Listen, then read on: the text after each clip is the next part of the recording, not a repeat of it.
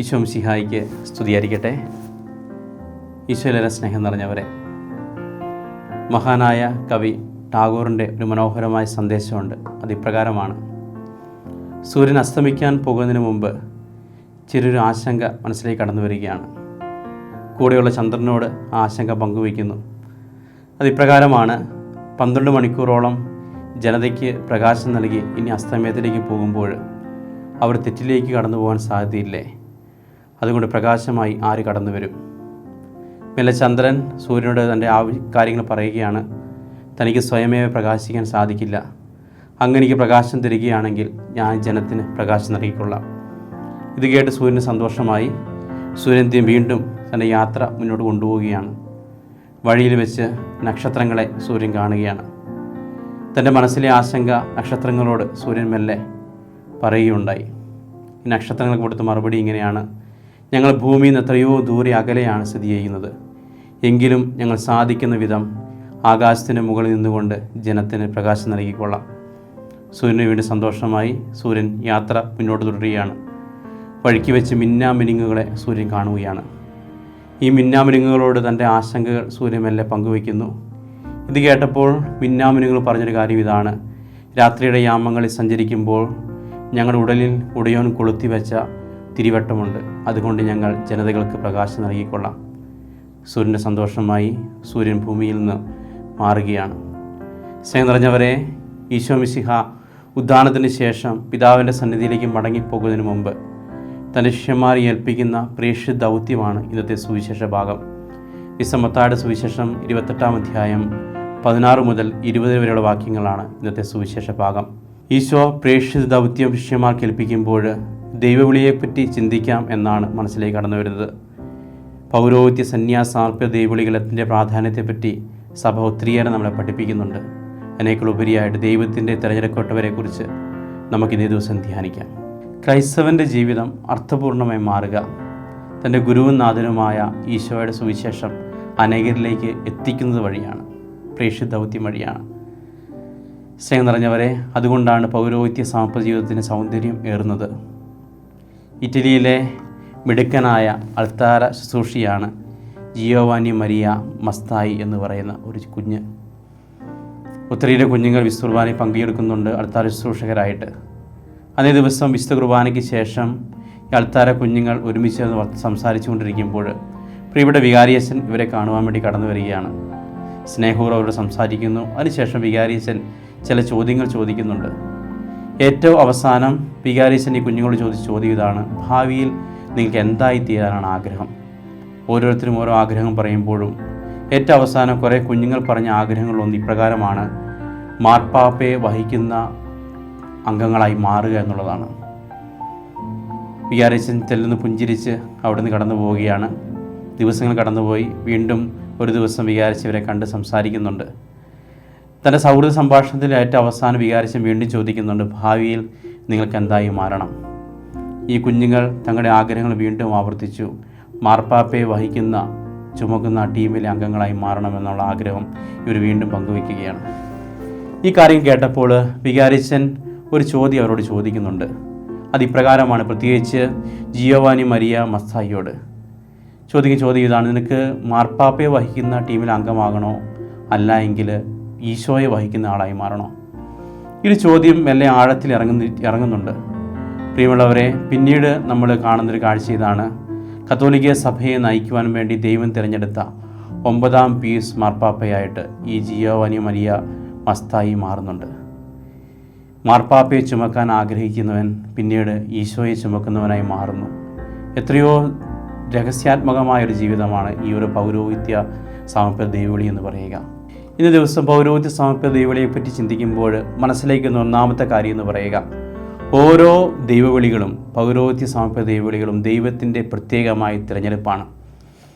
എൻ്റെ തിരുപ്പട്ട സ്വീകരണ സമയത്ത് അഭിവന്ധ്യ പാമ്പളാനി പിതാവ് പറഞ്ഞൊരു പ്രസംഗം ഇങ്ങനെയാണ്: ഓരോ പൗരോഹിത്യവും ഓരോ സമർപ്പിത ജീവിതവും ദൈവത്തിനൊരു മകനോട് മകളോട് തോന്നുന്ന ഇഷ്ടമാണ് എന്നാണ്. ഓരോ പൗരോഹിത്യവും ഓരോ സമർപ്പിത ജീവിതവും ദൈവത്തിന് ഒരു മകനോട് മകളോട് തോന്നുന്ന ഇഷ്ടമാണ്. വിശുദ്ധ മർക്കോസിൻ്റെ സുവിശേഷം 3-ാം അധ്യായം 13-ാം വാക്യം അത് വളരെ മനോഹരമായി വരച്ചു വെക്കുന്നുണ്ട്. അതിപ്രകാരമാണ് അവൻ മലമുകളിലേക്ക് കയറി തനിക്കിഷ്ടമുള്ളവരെ ക്ഷണിച്ചു എന്നാണ് ഈ ഒരു ബൈബിൾ നമ്മളെ പഠിപ്പിക്കുക. അവൻ മലമുകളിലേക്ക് കയറി ഇഷ്ടമുള്ളവരെ ക്ഷണിച്ചു എന്ന് ഈ ഒരു സുവിശേഷം നമ്മളെ പഠിപ്പിക്കുന്നുണ്ട്. അതുകൊണ്ട് പൗരോഹിത്യ സമർപ്പണ ജീവിതത്തിൻ്റെ ഒരു പ്രധാനപ്പെട്ട കാര്യമെന്ന് പറയുക, ഒരു വൈദികൻ ഈശോയെ സ്നേഹിച്ചു എന്നുള്ളതല്ല, മറിച്ച് ഈശോ ആ വൈദികനെ ഏറ്റവും കൂടുതലായി സ്നേഹിക്കുന്നു എന്നുള്ളതാണ്. ഒരു മകൻ ഈശോയെ സ്നേഹിച്ചു എന്നുള്ളതല്ല, മറിച്ച് ആ മകനെ ഈശോ പ്രത്യേകമായി സ്നേഹിച്ചു എന്നുള്ളതാണ്. ഒത്തിരിയേറെ ആൾക്കാരുണ്ടായിട്ട് പോലും ദൈവം കുറച്ച് പേരെ മാത്രമായിട്ട് തിരഞ്ഞെടുത്ത് മുന്നോട്ട് കൊണ്ടുപോവുകയാണ്. പഴയ നിയമത്തിൽ കടന്നു പോകുമ്പോൾ നമ്മൾ കാണുന്നൊരു കാഴ്ച, അബ്രഹാത്തെ ദൈവം പ്രത്യേകമായി തിരഞ്ഞെടുത്ത് മുന്നോട്ട് കൊണ്ടുപോകുന്നുണ്ട്. ജോഷുവയെ ദൈവം പ്രത്യേകമായി തിരഞ്ഞെടുക്കുന്നുണ്ട്. മോശയെ ദൈവം പ്രത്യേകമായി തിരഞ്ഞെടുക്കുന്നുണ്ട്. ന്യായാധിപന്മാരെ, പ്രവാചകന്മാരെ എല്ലാം ദൈവം പ്രത്യേകമായി തിരഞ്ഞെടുത്ത് ഓരോ കാര്യങ്ങൾ ദൈവം ഏൽപ്പിക്കുന്നുണ്ട്. ഇനി പുതിയ നിയമത്തിലേക്ക് കടന്നു വരുമ്പോൾ അപ്പസ്തോലന്മാരെ തിരഞ്ഞെടുത്ത ദൈവത്തെ കാണുന്നുണ്ട്. അതുകൊണ്ട് ബൈബിൾ പഠിപ്പിക്കുന്നൊരു കാര്യമെന്ന് പറയുക, ഈ തിരഞ്ഞെടുപ്പുകളെല്ലാം നടത്തുക ദൈവമാണ് ഈ എല്ലാ തിരഞ്ഞെടുപ്പുകളും നടക്കുക. അതുകൊണ്ട് പൗരോഹിത്യ സമർപ്പിത തിരഞ്ഞെടുപ്പുകളെല്ലാം ദൈവത്തിൻ്റെ പ്രത്യേകമായ കരം നമുക്ക് ദർശിക്കാൻ സാധിക്കുമെന്ന് ബൈബിൾ പഠിപ്പിക്കുകയാണ്. അതുകൊണ്ട് പ്രിയമുള്ളവരെ, ഈ തിരഞ്ഞെടുക്കപ്പെട്ട വൈദികർക്ക് വേണ്ടിയും സമർപ്പിത ജീവിതം നയിക്കുന്നവർക്ക് വേണ്ടി നമുക്ക് പ്രത്യേകമായിട്ട് പ്രാർത്ഥിക്കാം. ദൈവജനത്തിന് വേണ്ടി സ്വർഗത്തിലേക്ക് കരമുയർത്തുന്നതാണ് പൗരോഹിത്യ ദൈവവിളി എന്ന് പറയുക.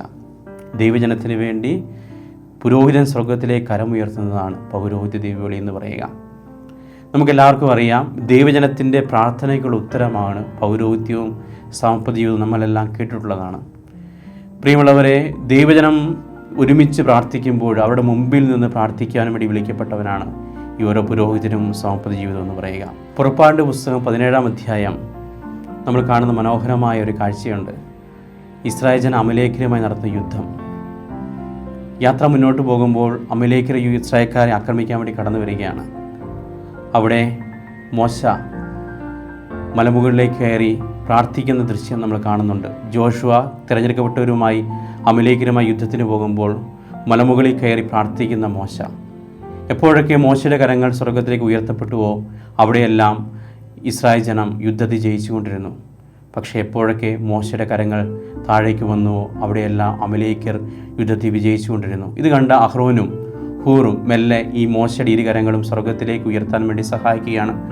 അപ്പോഴെല്ലാം ഇസ്രായേൽ ജനത ജയിച്ചുകൊണ്ടിരുന്നു. പ്രിയമുള്ളവരെ, ഈ മോശയുടെ കരങ്ങൾ എപ്പോഴൊക്കെ ദൈവത്തിൻ്റെ സന്നിധിയിലേക്ക് ഉയർത്തപ്പെട്ടുവോ അവിടെയെല്ലാം ഈ പ്രാർത്ഥന കേട്ട് ദൈവം ഇസ്രായേൽ ജനത്തെ രക്ഷിക്കുന്നുണ്ട്. ഇതുപോലെ തന്നെയാണ് ഓരോ പുരോഹിതരും ബലിപീഠത്തിന് മുമ്പിൽ നിന്ന് ഇരുകരങ്ങളും സ്വർഗത്തിലേക്ക് ഉയർത്തി പ്രാർത്ഥിക്കുമ്പോൾ, ദൈവജനത്തിന് വേണ്ടി അവർ പ്രാർത്ഥിക്കുമ്പോൾ ദൈവത്തിൻ്റെ കരുണ ഈ ദൈവജനത്തിൻ്റെ ഇടയിലേക്ക് കടന്നു വരുമെന്ന് ഈ ഒരു ബൈബിൾ നമ്മളെ പഠിപ്പിക്കുകയാണ്. ദൈവവിളി എന്നുള്ളത് ഒരു മഹാരഹസ്യമാണ്. എത്രത്തോളം ചിന്തിച്ചാലും അതിൻ്റെ പിന്നിൽ ലോജിക്ക് പലപ്പോഴും നമുക്ക് പിടികിട്ടാറില്ല. ഇന്നത്തെ കാലഘട്ടങ്ങളിൽ വിശ്വാസം ചോദ്യം ചെയ്യപ്പെടുമ്പോൾ, കുഞ്ഞുങ്ങൾക്കിടയിൽ പോലും വിശ്വാസത്തെപ്പറ്റി അധികം സംസാരം നടക്കാത്ത ഈ കാലഘട്ടങ്ങളിൽ, സാമൂഹ്യ മാധ്യമങ്ങളിൽ വിശ്വാസം നയിക്കുന്നവരെ ചോദ്യം ചെയ്യുന്ന ഈ കാലഘട്ടങ്ങളിൽ പോലും തീക്ഷ്ണതയോടെ ദൈവത്തിന് വേണ്ടി ശുശ്രൂഷിക്കാൻ വേണ്ടി ഇറങ്ങിത്തിരിക്കുന്ന കുഞ്ഞുങ്ങളുടെ എണ്ണം കൂടുന്നതായിട്ട് നമുക്ക് കാണാൻ വേണ്ടി പറ്റും.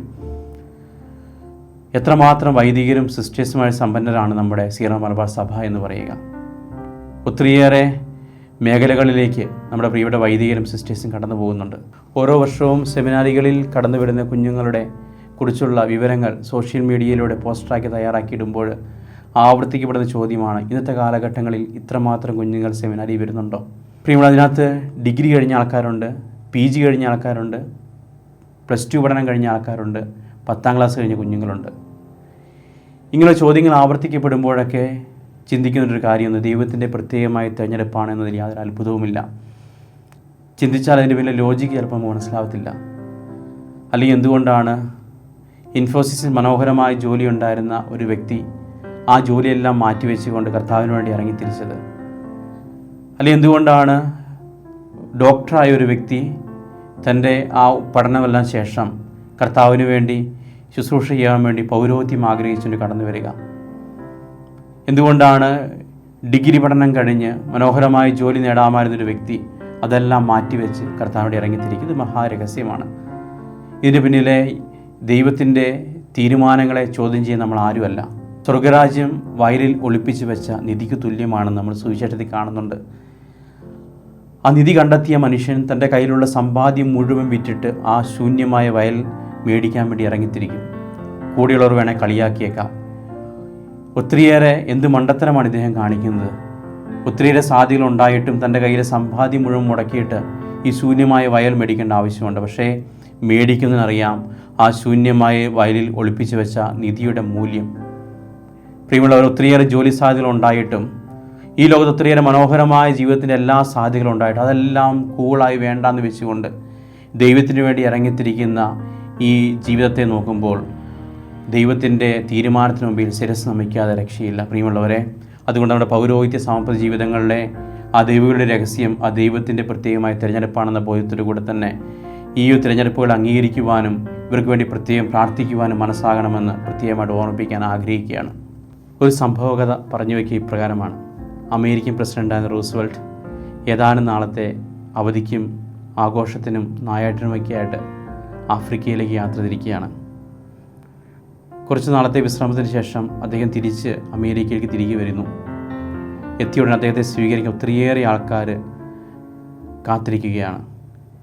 ആഘോഷത്തോടെ ഈ അമേരിക്കൻ പ്രസിഡൻറ്റിനെ, വിശ്രമത്തിന് ശേഷം തിരികെ വരുന്ന അമേരിക്കൻ പ്രസിഡൻറ്റിനെ ഈ ജനത ഒട്ടാകെ ആഘോഷത്തോടെ സ്വീകരിക്കുന്നു. ആ ഒരു കപ്പലിൽ തന്നെ ആഫ്രിക്കയിലേക്ക് മിഷൻ പ്രവർത്തനത്തിന് പോയ ഒരു വൈദികനും ഉണ്ടായിരുന്നു. ഇതുപോലെ ഒരു ആഘോഷത്തോടെ സ്വീകരണം കണ്ടപ്പോൾ ഈ അമേരിക്കയിൽ നിന്ന് പോയ മിഷനറി പ്രവർത്തകനായ വൈദികന് മനസ്സിൽ ചെറിയൊരു സങ്കടം കടന്നു വന്നു. താൻ വലിയൊരു ശുശ്രൂഷ കഴിഞ്ഞ് ആഫ്രിക്കയിൽ തിരികെ എത്തിയപ്പോൾ തന്നെ സ്വീകരിക്കാൻ ആരുമില്ല. ഒരു സഞ്ചിയും എടുത്തുകൊണ്ട് മെല്ലെ അദ്ദേഹം നടന്നു നീങ്ങുകയാണ്.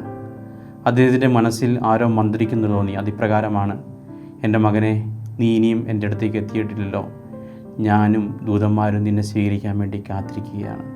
ആ ദൈവത്തിൻ്റെ സ്വരമാണ്.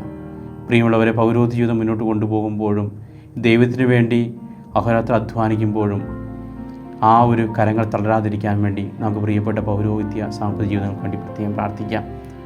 നമ്മൾക്ക് തുടക്കത്തിൽ കണ്ടതുപോലെ തന്നെ സൂര്യൻ ചന്ദ്രനോട് പറയുന്ന പോലെ തന്നെ ഈശോ തൻ്റെ ശിഷ്യന്മാരെ ഫലമേൽപ്പിച്ചതുപോലെ ഇന്നത്തെ കാലഘട്ടങ്ങളിൽ പൗരോഹിത്യ ജീവിതം നയിക്കുന്നവർക്കും സമർപ്പിതർക്കും ദൈവം ഓരോ കാര്യങ്ങൾ ഏൽപ്പിച്ചിട്ടുണ്ട്. അതൊക്കെ ദൈവിക തീക്ഷ്ണതയിൽ ഉത്സാഹത്തോടെ വിശ്വസ്തരെ പൂർത്തിയാക്കാനുള്ള കൃപയ്ക്ക് വേണ്ടി നമുക്ക് പ്രിയപ്പെട്ട വൈദികർക്ക് വേണ്ടിയും സമർപ്പിതർക്ക് വേണ്ടി പ്രത്യേകം പ്രാർത്ഥിക്കാം.